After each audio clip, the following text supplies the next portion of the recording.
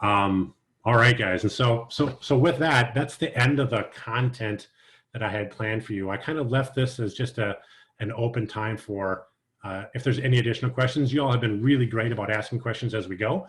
But if there's any other questions or things that we should talk about now, we've got some time to do that. Okay. What is double fermentation?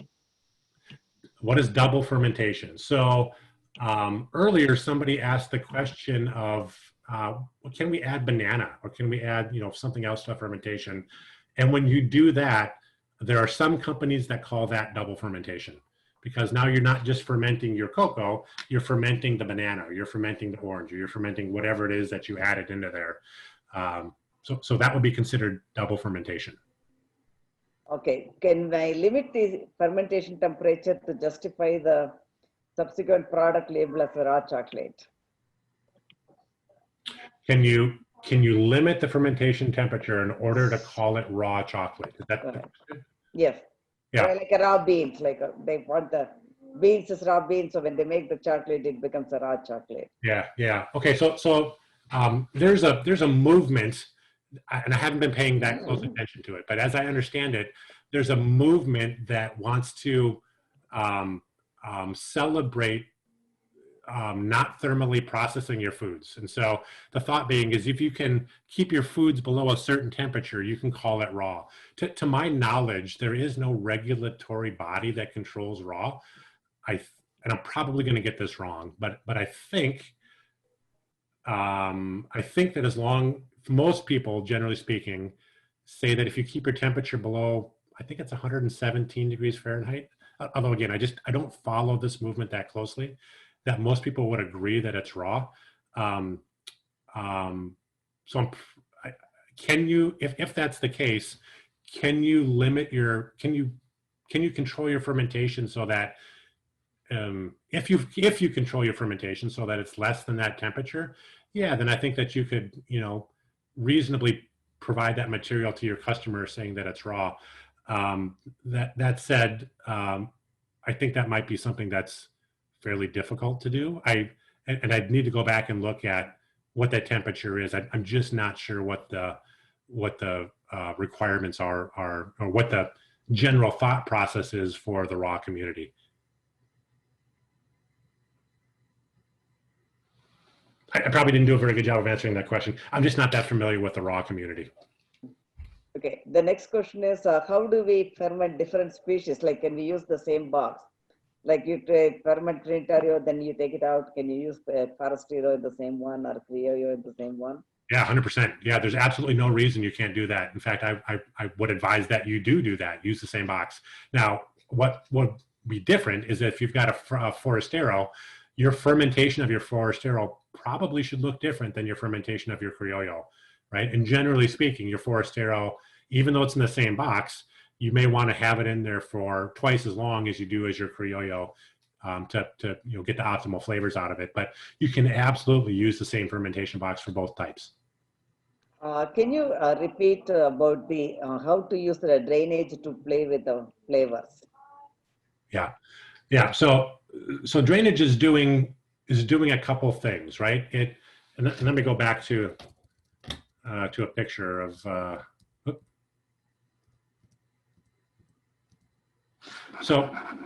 And you can't see it, but on these boxes, obviously there are holes on the sides of it, but there's also holes on the bottom of it. So what this is doing is it's letting the acid and the specifically the acetic acid that we're generating to come out, and it's allowing oxygen to come in. So the pulp chemistry of what's happening when you have the acid and the alcohol present in your beans is that acid and that alcohol is going into the inside of your bean, and it's carrying some chemicals in and it's carrying some chemicals out of your beans. And there's lots of really complex chemistry that's happening when you do that. And generally speaking, for good flavor development, what you want is that acid and that alcohol to go into your bean, to get out of your bean, and to go away. So that's one of the reasons why we've got drainage in there, is it allows, as your fermentation, right? Your fermentation is a box. There's a bottom part and there's an upper part. as your material is fermenting, it's creating these acids and alcohols, and they're draining through your box. And so as they're draining down, they're permeating all the cocoa beans that are in your box, and they're going down. And so we want them to be in contact with your beans for a little bit of time, but we don't want them to be soaking in them for days and days, because other bad things happen. So if you've got a box that now has drainage in it, and as you're creating your alcohol, you can get these things to progress from the top of the box to the bottom of the box. They get to the bottom of the box. If you've got holes in your box, they'll keep going. Your beans will stay here, but your acid will keep going. If you decide you don't want to do that, and you don't drain your box, what will happen is that your acid will continue to sink to the bottom of the box, but then your bottom layer of your box, right? So this area here is going to collect your acid and your alcohol, and that bottom layer of beans is now going to soak in acid and alcohol, and they're going to become really, really strongly flavored in ways that most people don't want. So that's why we want to have drainage, because we want that acid and that alcohol to be present. It's really critical for the chemistry of what's happening on the inside of the bean, but generally speaking, we want it to touch the bean and go away. Now, how fast that happens, you can control that by adding lots of holes or maybe not a lot of holes. Here's an example of a lot of holes, and that's going to drain your acid more quickly than if you maybe only had half as many holes. So if you like, generally speaking, the flavor that this is giving you, and this is going to give a pretty sour flavor, but you wanted it just a little bit less sour, you still may keep this 5-day fermentation or this 5-turn fermentation, but maybe only have half as many holes in it. That's going to let half as much oxygen into the holes, and half as much, it'll drain your acid and your alcohol half as quickly. Generally speaking, I like more holes than not, but you should understand that this is a tool in your toolbox, if you will. You can manipulate how many holes are present so that you can control the rate of drainage. And the faster you get the alcohol and the acid out, generally speaking, the better your flavor profile will be. If you're looking for something that's much stronger, then you can minimize the amount of drainage that you have present. Okay, the next question is country specific. For underdeveloped origin countries like Philippines, the farmers are still experimenting with fermentation, and they have very micro batches like 5 kilos or 10 kilos. How do they guarantee quality fermentation in such a small micro batch? Yeah, that's a really tough one, and I've spent a lot of time in Davao, and so I understand. Fermenting in really small batches is difficult to get consistency.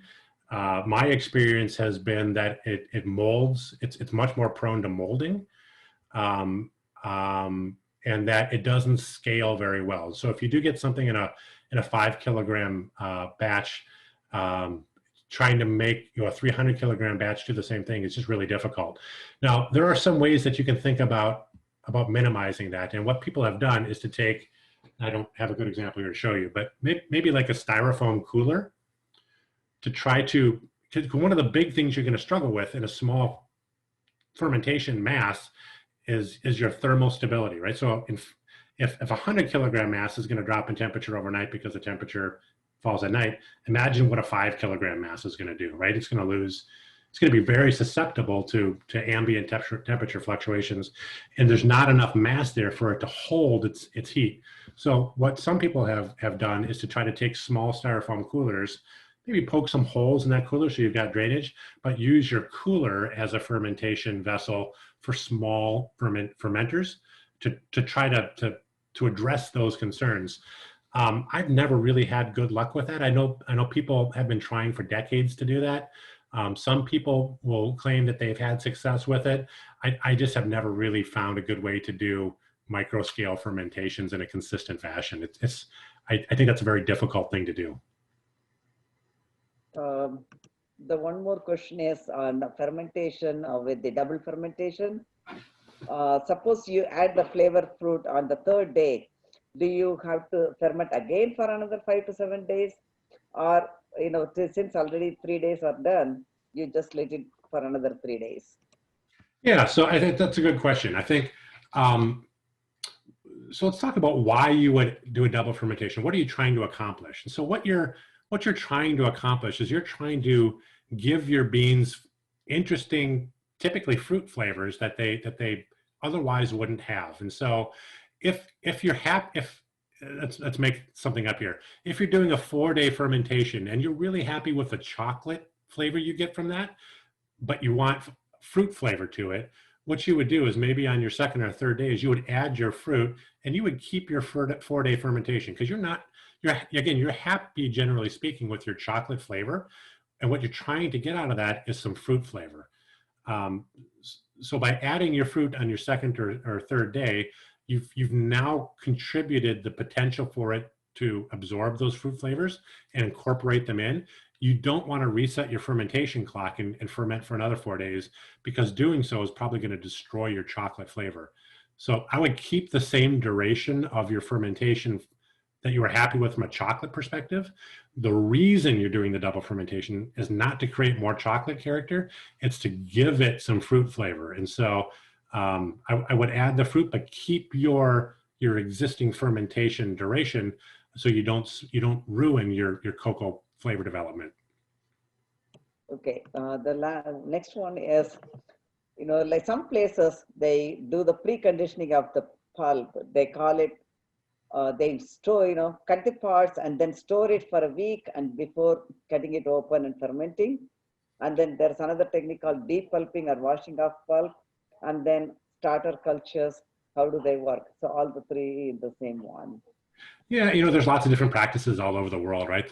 In Mexico, they do it's not uncommon in some provinces to wash the beans. They call them lavado beans, and when you do that, you're removing the pulp, right? And so if fermentation is all about giving your yeast the fuel that it needs to create the acids and alcohols to create flavors, removing the pulp removes the food that your yeast needs to be able to do that.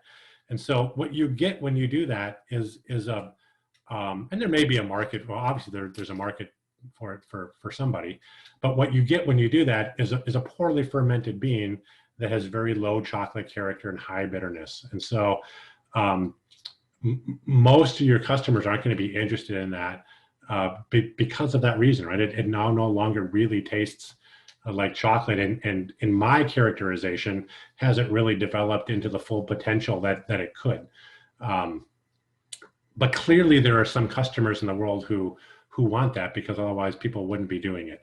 I would say that in my experience, that's a pretty small customer base, and it's a pretty specialized field where there's not a lot of value in it. And so, generally speaking, your consumers aren't.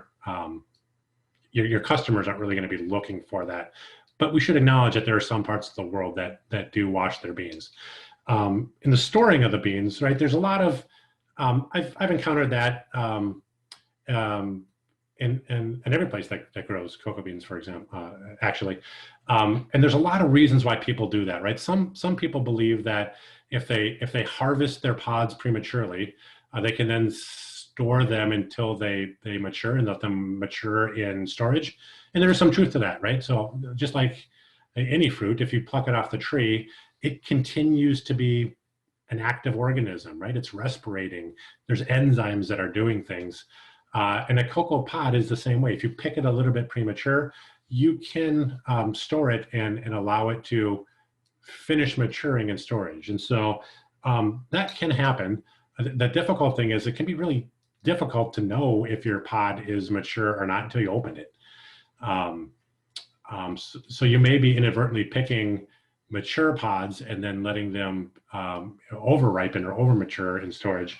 I'm also not a real big fan of picking pods and storing them. One is that in order to do that, you're almost always transporting them to another location. And so again, if you've now got an increased likelihood of vectoring in diseases, right? You're moving black pod, you're moving frosty pod, you're moving cocoa pod borer, whatever the challenges in your area. Well, you're now increasing the likelihood that you're spreading them through other regions. And if you've now got a big warehouse full of fine pods, but you've moved in some disease pods, well, Now you may have a big warehouse full of disease pods. So I'm not particularly a fan of that. I will say that it's not wrong. There are people who do that, and there are people who are successful at doing it. I'm just never very comfortable with that setup. I think it causes the potential for more problems than it solves. I think this is the last question. I think the fermentation boxes, how high the cocoa layer must be inside the box for good fermentation? How high must the cocoa box be? Yes, how full? Like, do you fill it up 80%, 100%? Yeah, so typically what I'm looking to do is I fill it right up to the top, right? And so I don't want to build this box and only fill it half full, right? Because it's wasted materials, and I get lower throughput, right? And so I would rather, because when you're building the boxes, it's costing you something to build that box, right? And so let's maximize the amount of yield you can get out of that box and minimize your cost. I would hate to have you build a box and only partially fill it.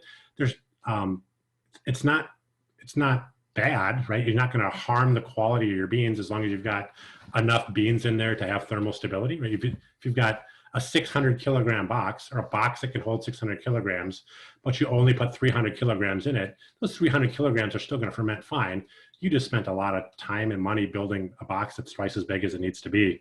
I would rather fill that box up, give it a good fermentation, and then you've maximized your costs, right? You don't have construction costs and equipment that you're not using, and you're maximizing your output, right? I would rather ferment one 600 kilogram box than multiple 300 kilogram boxes from a labor perspective and a consistency perspective. So I don't know that there's any you have to fill the box 80% or 90%.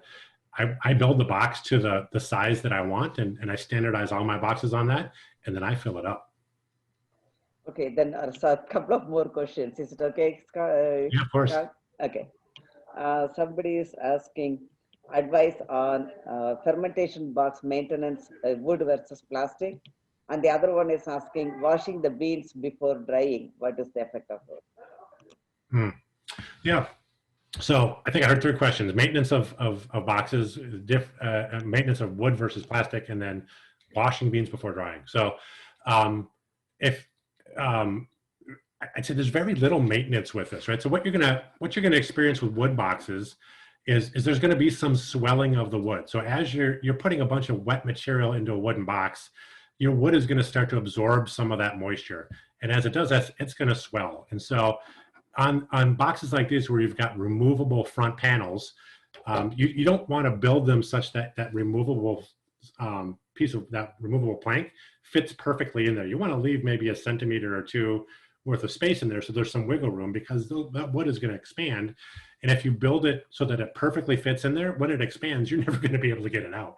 You're going to have to break it open because your wood is now expanded and it's a tight fit. So over time, as your wood, especially if you're not doing consistent fermentations, your wood will swell and shrink and swell and shrink, and you may start to split your wood. And so there will be some replacement that has to happen in wood boxes over time. But generally speaking, your wood boxes will last for multiple years before maintenance needs to be done on them. Plastic boxes, there's very little that can go wrong with a plastic box. The exception to both of these is if we've got a runaway mold instance where we've in a wooden box we've now inoculated the box with a bunch of mold. Well, then depending on how bad your runaway mold problem is, you may just end up destroying the box, or there may be a way to clean it with a bleach solution if it's just a little bit. And a plastic box becomes very easy to clean if that happens. But generally speaking, if you've got a box with a good fermentation protocol underneath a roof of some sort, the amount of maintenance associated with these is virtually nil. I mean, you'll clean the beans out, you'll fill them back up, and plastic is an inert material. It's not going to absorb anything. If you've got a runaway fermentation that goes to moldy, then you rinse it out, you wipe it down, you put it out in the sun to dry, and you reuse it. It's a pretty durable piece of equipment. It is more expensive, of course. It's plastic. Okay, some more. Okay. Somebody's asking stainless. So I think there was another question on washing the beans before drying. I've never seen that. And I was trying to think about like what would be a scenario where I'd want to do that. And so it's not immediately obvious to me why I would want to do that. So now I've got beans that are after fermentation, they're maybe in the 60 to 70% moisture content. All the fermenting is done. The reason I'm putting it on drying is because I want to get that moisture out. Why would I wash them? I guess what washing would do is if I've got maybe I want to decrease my acidity and I want to wash some of that acid out of there and dilute it out, right? Dissolve it in the water and let the water run away. That might happen. Now my beans are going to be much higher in moisture, right? They're going to be higher than 60 to 70% moisture, and they're going to need a more aggressive drying protocol. I've never done that. I can't really comment on that firsthand. I'm not aware of anybody that has. The only scenario that I could see for doing that would be if you're trying to wash out acid flavors that you didn't want to have there. I think it would be much easier to set your fermentation process so you're not creating those acids in the first place. But if there's a specific reason that you might be asking to do that, you can raise that specific reason to me, and I can think on it a little bit and see if I agree with it or not. I just don't have any firsthand experience with it.